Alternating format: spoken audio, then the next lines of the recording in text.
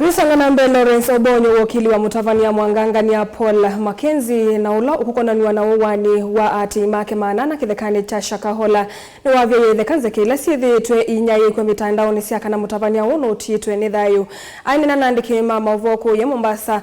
Obonyo niwaikithia kana Mutavan'Ya Thayu na ena uima wa mwii aikulia alama indesi nzeke isu aikan'ya nacio no vungu nundu kini kitona kulikilila ikw'ani ila yende kauntini vamwe na kwete vinda yumu kwa andu museo wake na mauvoo.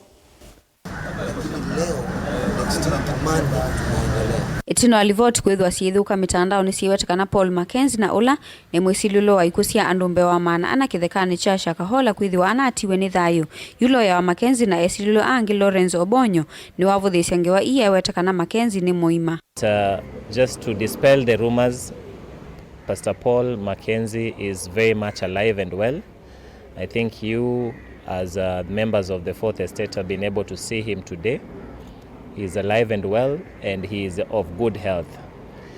His intentions are to fight this case and fight for the clearance of his name against the allegations that have been brought against him.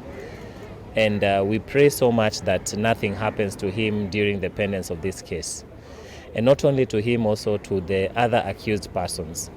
It's been very unfortunate that during this matter we have lost two accused persons, that is Mary Mbita and Edson Nyambo Safari, and the court was notified and all the necessary measures were taken.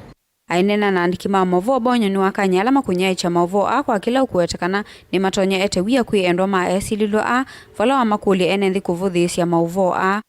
So therefore, coming up and hearing that on Saturday someone is spreading rumors that have cut across the social media platforms from X, formerly Twitter, to Facebook, to Instagram, to TikTok, that Pastor Paul Mackenzie is dead.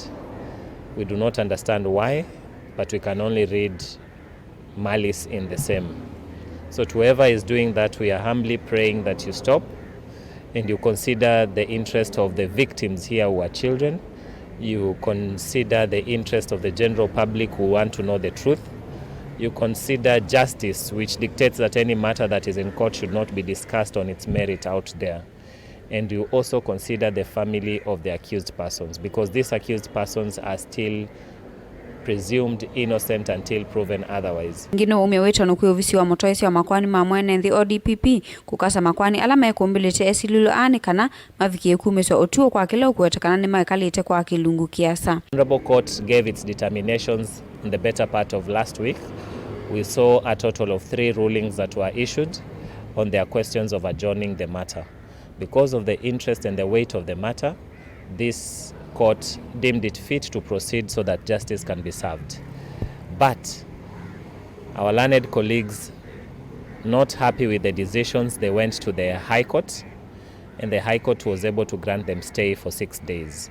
The 6 days lapse tomorrow, but the Honorable Court has already given us directions this morning. We were before the learned Justice Wendy Misheni, and we were given directions that at noon we are going to get further directions on whether the matters can proceed, when and how.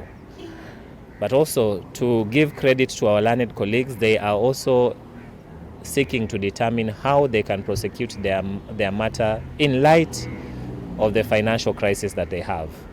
So we are praying that even our learned senior Mr. Renson Ngonga, in charge of the ODPP, to look into this matter so that justice is not delayed, because as the adage goes, justice delayed is justice denied. Gilivoti ya vilingwa mauvoo kuma kauntini ya Mombasa ni tawa Aineena museo.